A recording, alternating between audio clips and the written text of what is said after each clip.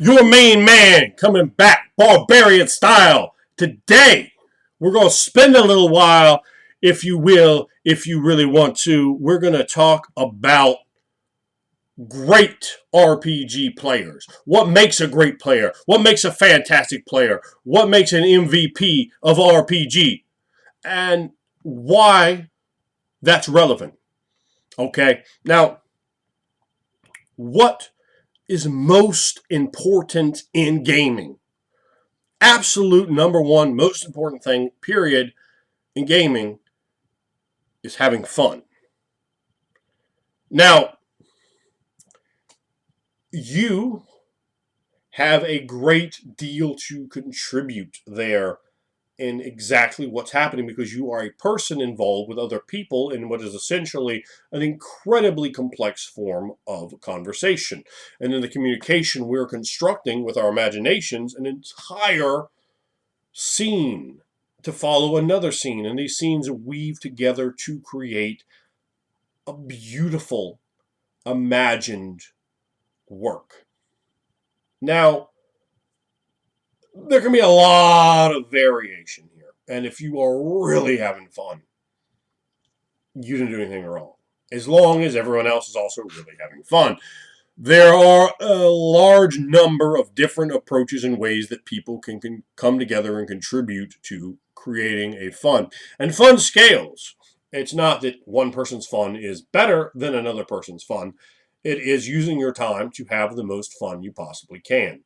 Now, when we talk about a good player, we're going to be grading over a large number of different criteria to really help flesh out and establish just what I am talking about here and in all the other wonderful videos on this channel, on your main man's channel, talking about RPGs. Now, when you are having fun, you're doing it right. You're doing it more right when you're making your game master have fun. You're doing it even more right when you're making everyone else have fun. You want people to just fall in love with the scenes you weave, fall in love with the characters you create. And that's really it at its best. You want to bring it to a game. Now, me, I'm very fortunate and I get to game with some absolutely fantastic players. And those of you who like to watch games can be fortunate enough to view those games on Lou's channel, on Matt Pritchard's channel. You could see absolutely A-plus level players, like the dirt to the dirt to the dirt, just getting it down, ingot style with my man Phil, or with the Onion Kid, or Mia, or with Matt Pritchard, or with Andrew, or with either George, or any of these other people, you understand. It can give you a way to see something that's working and to use tools to bring in and integrate at your table to try to get the maximum amount of value in your role-playing game. Now, I'm an immersive style player. There are other styles of play, but I don't focus on those on my channel. They are not relevant particularly to the majority of the entire content that I'm talking about. I like to show up. I like to be in character. I like to be about the character. I like to be about the world. I like to be engrossed, and I want to swim in everyone else's imagination and just bask in that brilliant luminescence that is provided by the game master, by the flame tender, by the dungeon master, by the keeper, by the other players. And you have to remember that they are tools for you to use as you're a tool for them to use. So when you're making a character, it's incredibly important that you understand it's your character first, the game master's character second, and all the other players' characters third, fourth, fifth, sixth, and seventh. Whatever it is. It's not just you. It's a collective thing. Now, it's going to be born from your imagination. You know, the game master might give you some input there, and I personally don't like to have any input from anyone else at first. However, I want to give them loads of hooks. I write a game called Within the Ring of Fire, and in that, I write plot hook after plot hook after plot hook in the way that I write, because I think that that is quintessential to the RPG process. What can we do? What can we do? What can we do? What can we do? So I want to write that over and over again to get people to read a book like this. Available on drivethrurpg.com. You get it now. Hardback, softback, whatever. This is a softback one. and come away with ideas. The ideas they can use for any role-playing game. Ideas they can use for there within the Real Fire Saga. Ideas that get them thinking, that get them pumped, that get them imagining, well, what if? Or how about, oh, I just got an idea. And that is one of the best looks on an RPG player's face. Oh, I just got an idea. You can also get an idea to pick those up for the $75 PDF bundle. Hit your main man up on Facebook. Link in my channel. Now, why that's important is because if I, in my character description, in my character's presence, in the way I act, work, the game in so many different ways, give you stuff to, if you're paying attention, and you need to pay attention to what I'm doing, and I need to pay attention to what you're doing, and you need to pay attention to what the other players are doing, and pay attention to what the game master is doing, because it's giving you tools to help produce and weave scenes. If you see an ornate hammer embossed with gold and copper entwined, with this ancient heraldic symbols, and you know, an old language written in there, and all these great details. And to work with it, if the other character's putting that out, he's saying, I did this, this is my cool stuff. Value his cool stuff, give it validation, use it, integrate it. You can make it your stuff in a way as well, and I don't mean that in a, well, you'll see what I mean. I mean, make it mean something to the game, and that player is going to love that. That's called selling. We talk about selling within Ring of Fire a lot. And it's something that if you learn how to sell properly for your game master, for the other players, they are going to love playing with you. You are going to be more fun to play with. Again, remember, fun should not be a selfish thing. It should be selfish in that you wish to have it for yourself. It should not be selfish in that you wish no fun on anyone else. You're not trying to think. You need to think about how to stimulate fun, how to stimulate scenes, how to stimulate interactions, how to create, and it can come from any way. You know, you could be intimidating, you could be friendly, you could be all sorts of different things as long as you're interacting. Generally, the worst type of character that someone's actually trying to build are the brooders or the loners, the ones who withdraw from scenes. You need to headlong crash into the scene, and you can do that in plenty of non-barbaric ways. There's loads of ways, without even being ostentatious, where one can enter in a scene and create a very dynamic, entertaining flow. Now, with whatever the game master's putting over, the game master's constantly going to give you stimuli. Constantly. Right? They're describing things all the time. Now, instead of rushing headlong into the scene, let's set a scene. Let's talk about how we can do this scene. All right.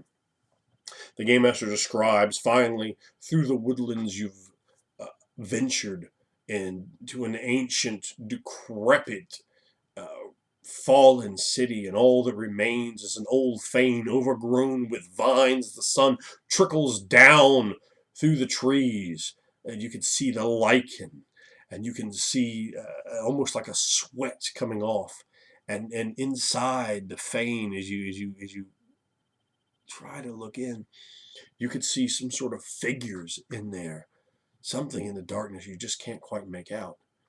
Well, you could sit there and start metagaming on 5-foot squares, or you could begin to show the trepidation of your character. You could start talking. The characters could start talking to each other. You could highlight an intense philosophical discussion between perhaps someone from a mystery cult and someone from a righteous, proper religion, or someone from a more devious mindset, a more freedom-based dogma, a more scoundrel-like view of the world. And they can start talking and explaining their characters in the some of that at the threshold before you enter. We can start revealing things. We can start revealing how these characters, how their worldview works, and how they differ, and how even though they differ, there may be some degrees of mutual respect, and there may be degrees where the characters don't match up at all, and that's wonderful. The key there is to create drama. Drama creates reasons to talk. If it's the get along gang and everyone loves everything the same, what do they ever have to talk about? It's when they differ from each other's positions, when the roguish sort of person begins to explain certain things to the headstrong barbarian, or when the staunch upholder of true God and justice has to deal with the ancient pedigreed necromancer, with discussing just how they're looking at this, what they're looking for, and looking at each other where they aren't talking, like, well, what they're holding back. And you can have utterly fantastic descriptions before you ever go into the shrine, before you ever go into that temple. So we've taken the game master's description and we've validated it. We've sold for it. We've shown that this is impressive, and uh, we haven't just gone and go, oh, let's just burn it down. We don't want to do that. We want to engage. We want to pull back. We want to be a little intimidated. Imagine if it was me and you standing there, all right, and we're standing at the face of this fame, and in real life, and we want something. We think maybe there's treasures, but it's just us, right? And we just have like fairly primitive gear, like some torches.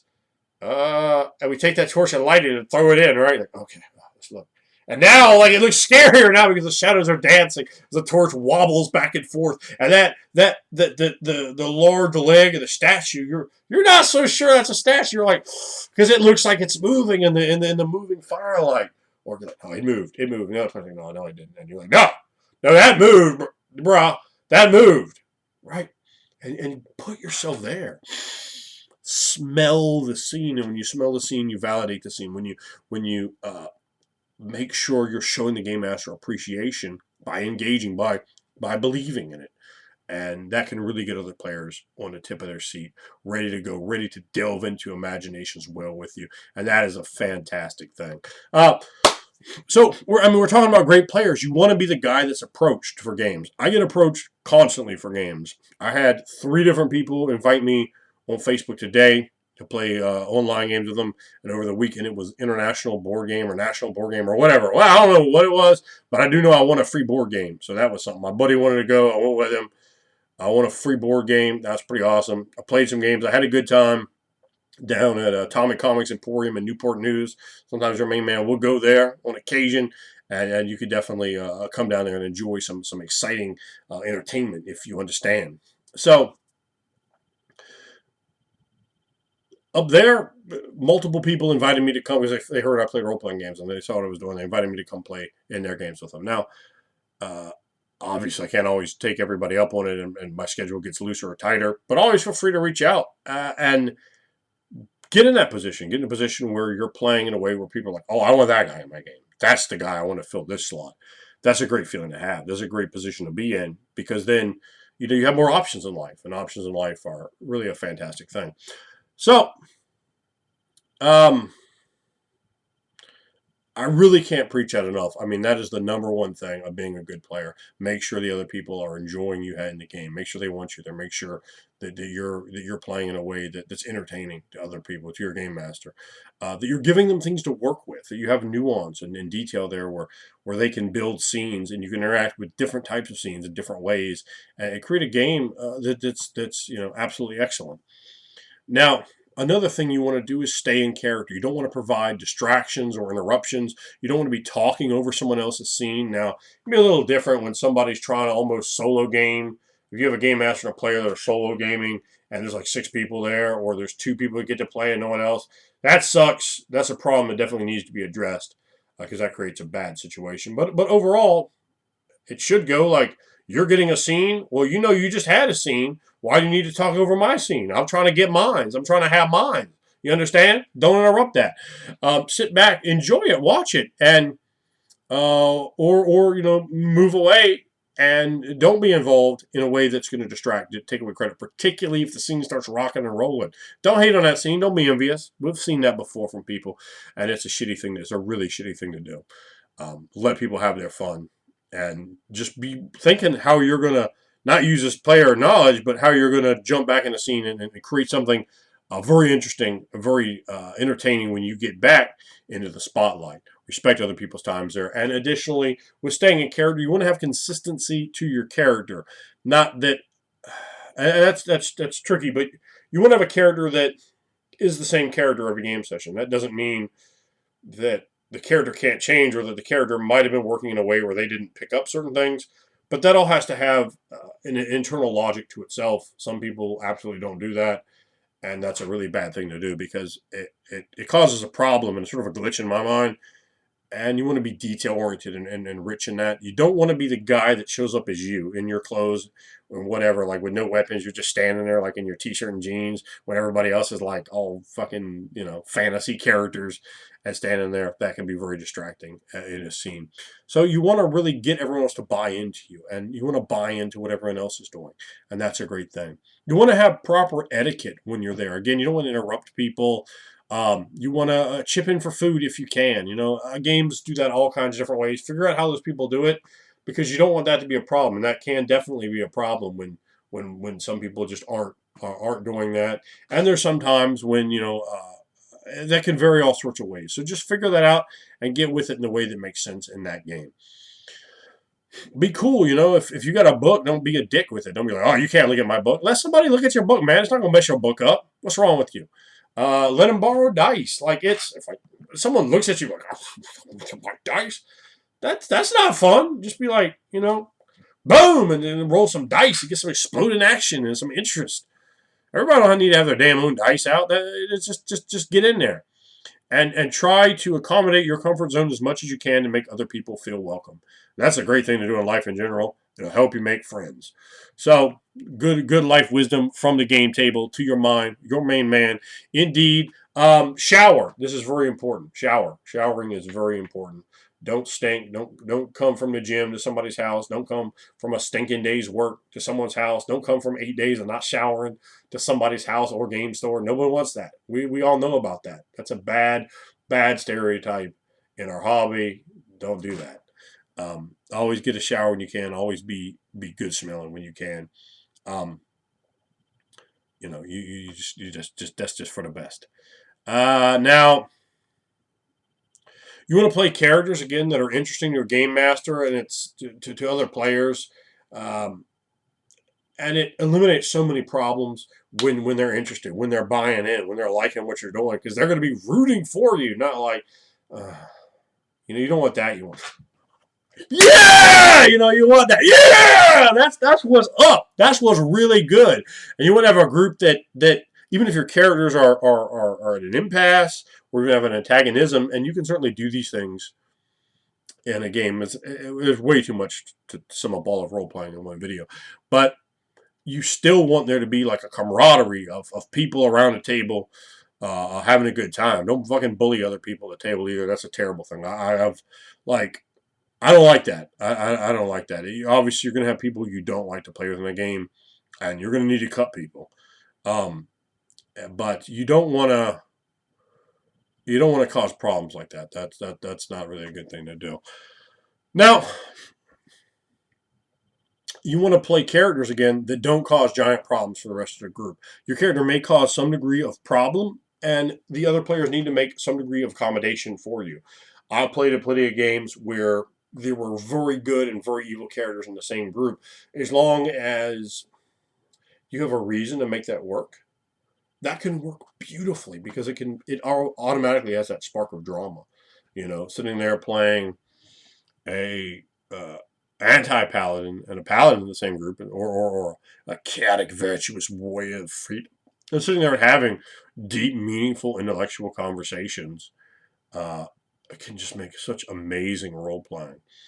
Particularly when you start to see with a spiritual or theological hierarchy where certain things play in against each other, as opposed to looking at the dynamics of alignment and nonsense like that.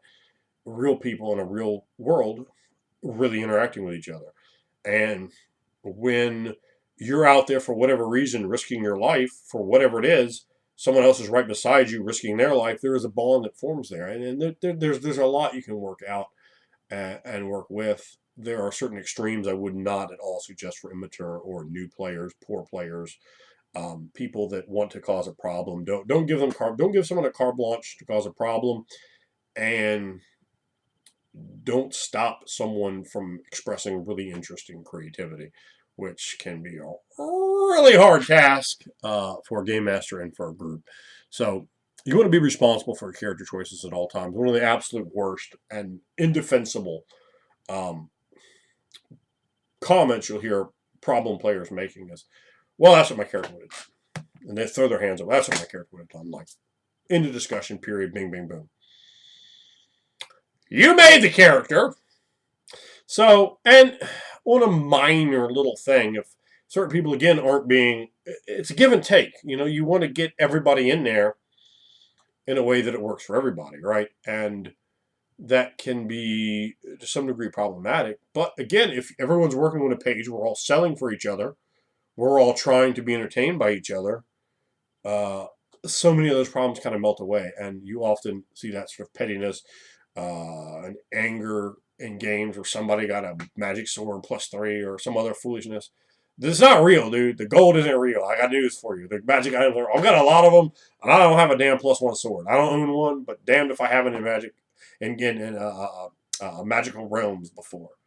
But I can't. They don't come with me. That's the damnedest thing when I stop playing. But the memories do, the scenes do, the friendships do, the time spent does. So focus on that and make that what's important uh, for the overall gaming experience.